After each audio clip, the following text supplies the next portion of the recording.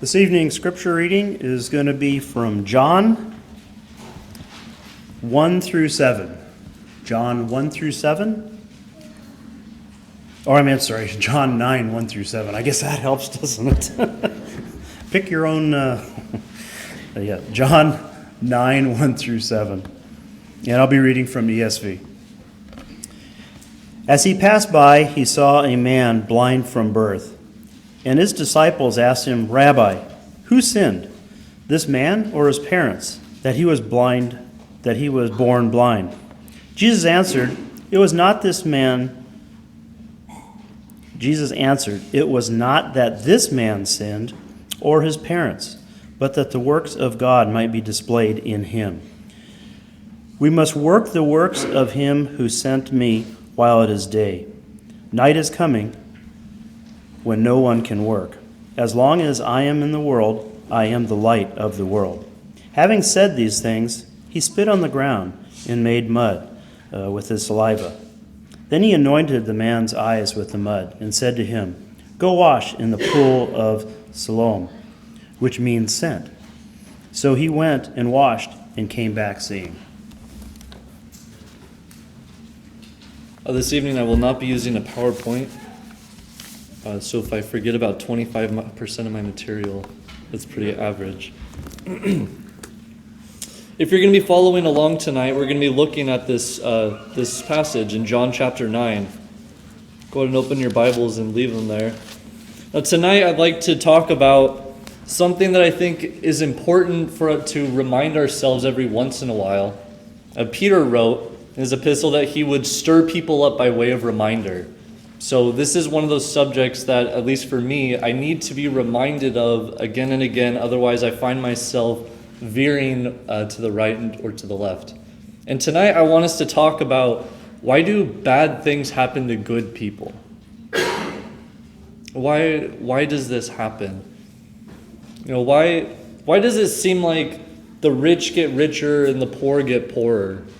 Or why does it seem like the wicked people live these long lives, and yet righteous people live short ones? I mean, Hitler lived longer than Anne Frank. Or why are Christians persecuted again and again, even though they're just following what God told them to do? Or why do we have to watch as loved ones suffer and experience tragedy and misery right before our very eyes? This is, I think, a very important question to ask. It's not one that Christians should shy away from. It's important for us because we have a relationship with God, and we need to go to Him when we have these questions. And when we have these questions, we should know we're not alone in having them. In fact, the psalmists have them. You read all through the Psalms. People are wondering why God allows bad things to happen to good people. Why is there injustice in the world? Why are God's chosen people suffering? And in this passage in John 9 that we're going to be looking at, it's Jesus' disciples who ask this question. Who sinned? It's not the Pharisees trying to trap Jesus. It's not a skeptic trying to disprove the existence of God by asking what he thinks is an unanswerable question. I think this often comes up, that if someone says, "Why do bad things happen to good people?" it's a trump card that's played. It's automatically unanswerable. And this thus disproves the existence of God. But Jesus is confronted with these things again and again. When the Sadducees asked him, whose wife would this woman be if she married multiple people and had no children when they were raised? Whose wife would she be? Because they didn't believe in the resurrection, so they thought they were asking an unanswerable question. And Jesus says to them, "You know neither the scriptures nor the power of God." And Jesus' answer here to his disciples is somewhat similar. They didn't know the power of God. It wasn't that this woman sinned. It wasn't that the blind man sinned. It was that the works of God needed to be displayed. And it's hard for us to, I think, to come to grips with this. The disciples had a hard time coming to grips with this, that it's not okay for bad things to happen to a good person. This seems to be a universal, cosmic principle that God must submit to. because it often feels like a breach of trust. We trust God. God created us and says he'll take care of us, but how can God putting pain on us be a way of taking care of us? How can dragging us through mud and misery be a way of showing us love and kindness? Now, I think this is a very important question to come to again and again, because ultimately what people will often come to is the answer that if God is all good and all powerful, he must be absent, or he must be ignoring us.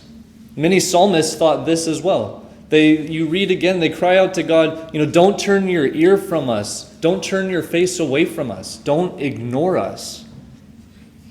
Or we come to the conclusion, if God is all good, he's not all powerful because he can't overcome evil and the evil happens.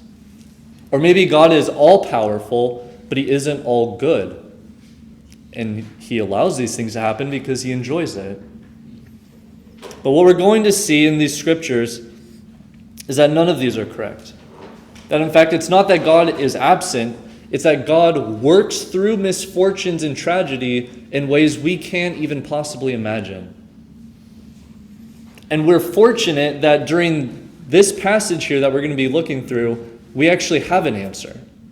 Because many times God does not answer this question. And we have to face that reality. That God does not owe us an explanation for why bad things happen to good people. What we should instead is ask, has God proven himself to be trustworthy?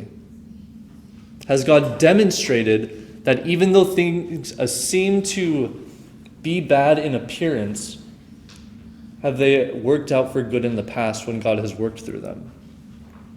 So tonight we're going to be looking at these passages in three different ways. We're going to be looking at it, first of all, in this first section, in examining this cosmic principle of why bad things happen to good people in this section here. And then we're going to be looking at how when the truth is revealed, it awakens people. It stirs them in ways they would not have otherwise been stirred. And then finally, we're going to see that God works through misfortune to strengthen the faith of people. So these first three verses, what we see is that this question, who sinned, is asked. Verses 1 through 3 say, as he passed by, he saw a man blind from birth. And his disciples asked him, Rabbi, who sinned, this man or his parents, that he was born blind? Jesus answered, it was not that this man sinned or his parents, but that the works of God might be displayed in him.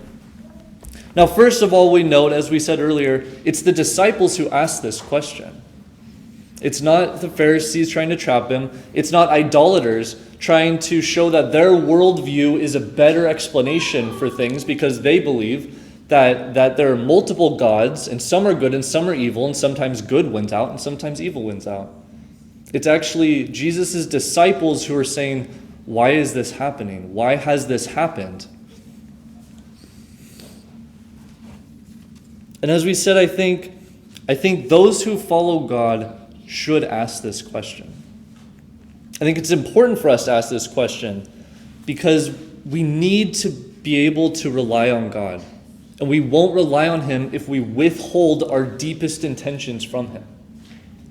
God has answers to these questions. He might not have a direct answer. He may never answer it as we want him to.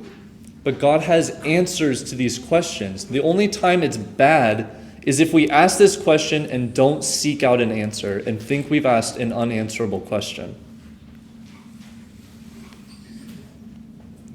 But God doesn't ask us to understand him at all times, but he does ask us to trust him. And those are two different things. And we can trust God without fully understanding him. And we can also believe in God without trusting him. But we need to learn how to trust God in order to approach questions like this. Because when Jesus is asked this, they say, what did this man do to deserve this? What did this man do to deserve his blindness? What did his parents do for this man to have deserved this. And we get really hung up on this. The things that are owed to people and the things that people deserve. This becomes a huge stumbling block at points. But Jesus' response is that it's not that anyone deserves something. Jesus tells them that no one even did anything wrong. It was so that the works of God might be displayed in him. Jesus tells them it's not a punishment for sin, which is an interesting response because the disciples are asking this as if they haven't sinned. The disciples are asking, why is this man blind? Whose sin created this man's blindness? And by asking this, they're saying, well, I'm not blind, and this man is blind. I'm a good person, right? But Jesus says this isn't true. Your premise is false. And to be honest, I'm glad that the premise is false. Could you imagine a world where blindness was a result of sin and deafness and lameness? The world would be chaos. And so when we ask the question, why do bad things happen to good people? We really have to wonder, well, who's a good person? We love children, but children, we don't hold them accountable. That doesn't mean they're good all the time. Children lie to each other. Children beat up on each other. One of my favorite stories of our nephew, Bailey's brother's son, is he was on a playground, and he walked up to a kid and declared sucker punch and punched him in the face. And he was about 3 years old or so. We don't hold kids accountable, but that doesn't mean that they're good all the time. So when we ask who's a good person, how do we measure this standard? But Jesus points out something really interesting in verses 4 and 5. He says, we must work the works of him who sent me while it is day. Night is coming when no one can work. As long as I am in the world, I am the light of the world. You have to understand, when John writes in his gospel and his epistles, John uses these images of day and night, of light and dark. And so when Nicodemus comes to Jesus and talks to him, Nicodemus comes at nighttime. Or when Judas betrays Jesus, John ends it with saying, and it was night. Or in his epistle, he says, walk in the light as he is in the light. So we have these images of light and dark. And so what Jesus is saying is that it's daytime. God is present. And even when God is present, this man is blind. God isn't absent. God isn't ignoring anyone, as some of the psalmists wondered. He's present, and he's working through it to accomplish a greater good than people could possibly imagine. And so we see that this happened to help people see that God is active and present. That's exactly what Jesus says in verse 3. It was not that this man sinned or his parents, but that the works of God might be displayed in him.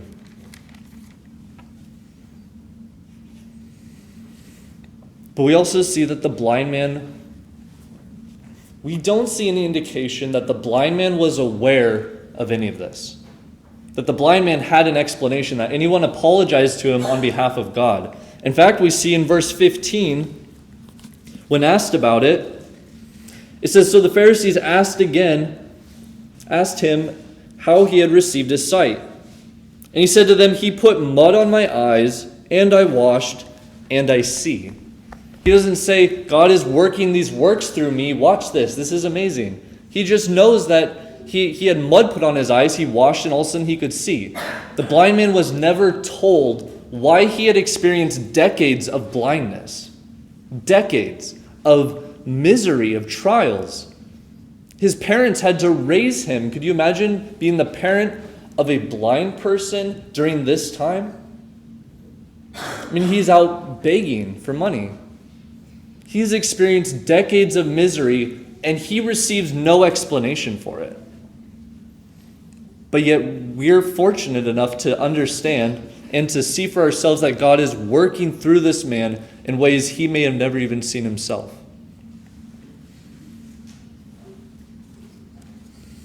And so in a pragmatic way, what do we do with this as the church? How do we handle this? When people we know who are experiencing tragedy, how do we approach them? I think Paul writes this in Romans 12. He says that we're to rejoice with those who rejoice and weep with those who weep. And we're really good at the first part. We're really good at rejoicing with those who rejoice. We love going to weddings and to the birth of children and to high school graduations and college graduations. We like to rejoice with those who rejoice. But what happens when someone is enduring tragedy and misery? Our first reaction is often, how do I cheer them up? How do I make the weep rejoice? But Paul says we're not to go to them and to try to make them happy. We're to weep with them. I know when we know Christians who have died, it's often difficult because on one hand we're sad, but on the other hand, we rejoice in a way because we understand that they're with God. They're in a better place. But even Jesus wept over Lazarus, and Jesus was about to raise him from the dead. When people we know who are suffering, we have to go to where they are. We have to weep with them and not just try to get them to rejoice. So this blind man has his blindness taken away. And the disciples misunderstand why he's blind in the first place. The blind man himself may never have even received any explanation for his blindness.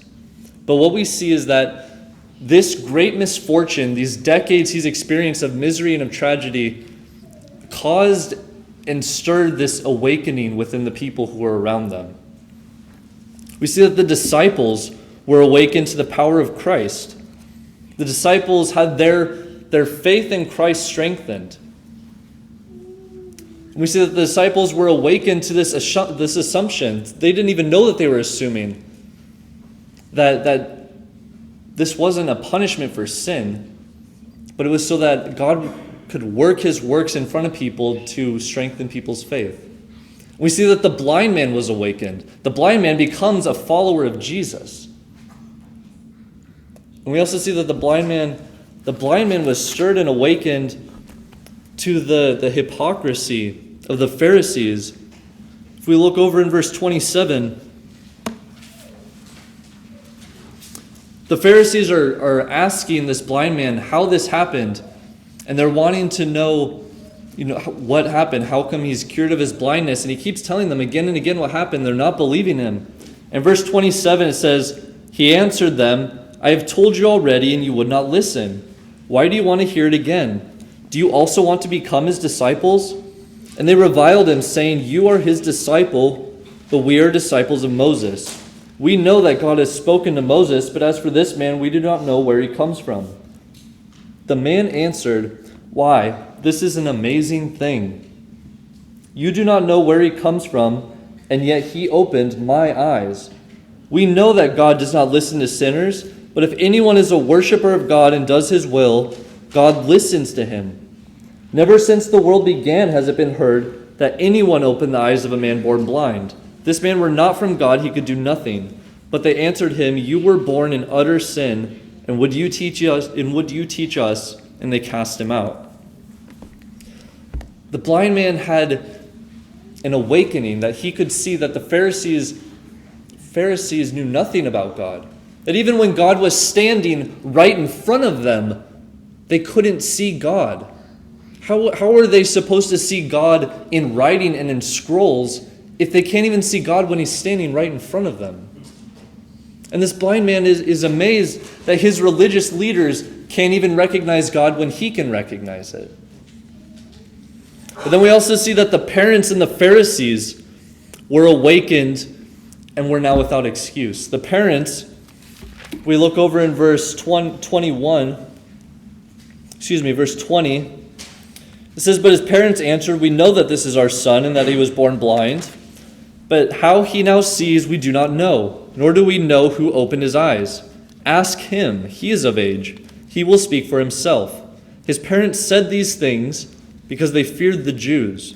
For the Jews had already agreed that if anyone should confess Jesus to be Christ, he was to be put out of the synagogue. Therefore his parents said, he is of age, ask him.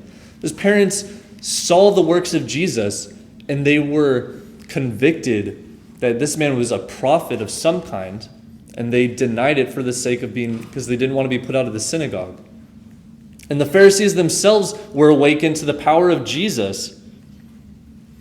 Jesus says, down in verse 39, it says, Jesus said, For judgment I came into this world, that those who do not see may see, and those who see may become blind. Some of the Pharisees near him heard these things and said to him, Are we also blind? And Jesus said to them, If you were blind, you would have no guilt. But now that you say we see, your guilt remains. The Pharisees were convicted of their sin. They saw right in front of them that they couldn't recognize God. But because they denied being able to see this, because they denied their sin, Jesus says their guilt remains. This one man's blindness, his tragedy, was able to awaken people in a way they would not have otherwise been awakened. It stirred in their souls their purpose for being in a way that it would not have otherwise been stirred. And so what we see is actually an amazing principle, that God uses misfortune as a way to guide others back to truth. I think Christians, we try very hard to make our lives not about us. We're servants. We strive to serve people and to do good for our community and for other Christians. But yet in this one aspect of tragedy, when tragedy strikes us, we often still think it's about us and God. We still think, how does this affect my relationship to God? What have I done? What can I do to correct this? But we don't often consider the fact that maybe even tragedy that strikes us isn't about us. That maybe God is using tragedy to strike us as a way of teaching other Christians how to be better Christians. How can we learn to be compassionate if we don't know anyone who needs compassion? How can we learn to show love when we don't know of anyone who's in need of love? So this amazing thing happens. This man's blindness strikes him. He's experienced years and decades of misery just so that in this one moment, and us today, me standing up here and speaking to you March 20th, 2016, you can all hear of the works of God. This one man's blindness for decades and this tragedy he experienced is for thousands of souls to go back to God and to be convicted of sin. That his blindness, while it led him to Christ, it helped far more other people than it did even him. And so this blindness of this man caused an awakening in people. It caused them to stir their souls. And what we see is that God strengthened the faith of these people through this misfortune. First of all, we see that the physical ailment produced fruit. We see that the result was that the blind man believed in Jesus. In verse 35, it says, Jesus heard that they had cast him out, and having found him, he said, Do you believe in the Son of Man? He answered, And who is he, sir, that I may believe in him? Jesus said to him, You have seen him, and it is he who is speaking to you. He said, Lord, I believe, and he worshipped him. This man experienced years of misery, and it led him to Christ. We even see that others had their faith strengthened. In verse 16, it says, Some of the Pharisees said, This man is not from God, for he does not keep the Sabbath. But others said, How can a man who is a sinner do such signs? And there was a division among them. There was a division among the people who were there. Some people believed that Jesus was the Christ. The way this reads, it almost sounds as if some of the Pharisees came to have something awakened in them and stirred in them. This one man's tragedy brought souls to Christ. But we have to be very careful, because when we still ask this question, why do bad things happen to good people? We need to remember that we don't think of death and pain in the same way that God does. We often have the secular view that I think often seeps into our life, is that death is the end of everything. And if death is the end of everything, then people say, well, how can God poison this one person's one lifetime that's only here for a moment with tragedy? It's an injustice. But God doesn't view death this way. God views death as the beginning of eternity, the beginning of you being set on an unalterable path, one leading to Him and one leading away from Him.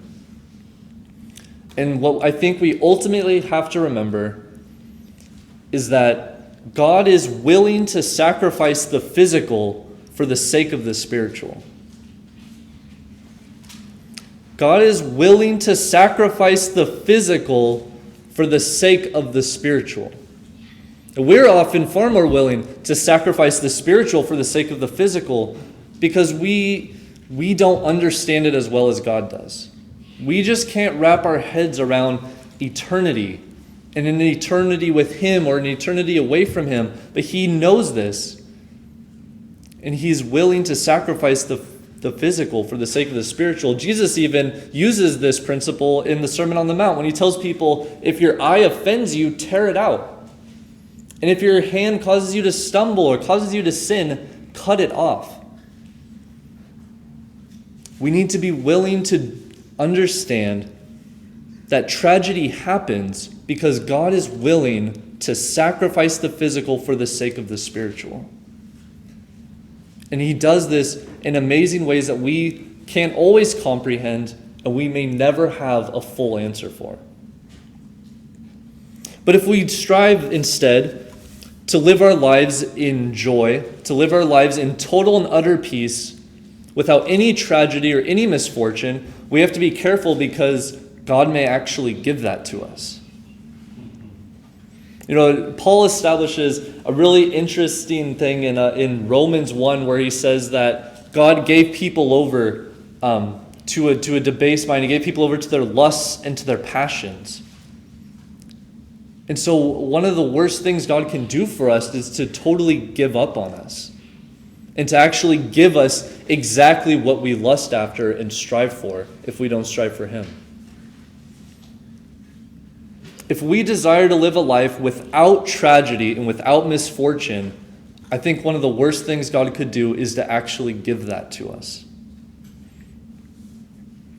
Because we actually see that tragedy and misfortune strengthens our faith.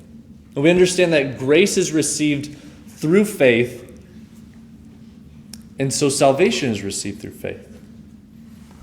We're going to read this passage real quick in 1 Peter. 1 Peter chapter 1.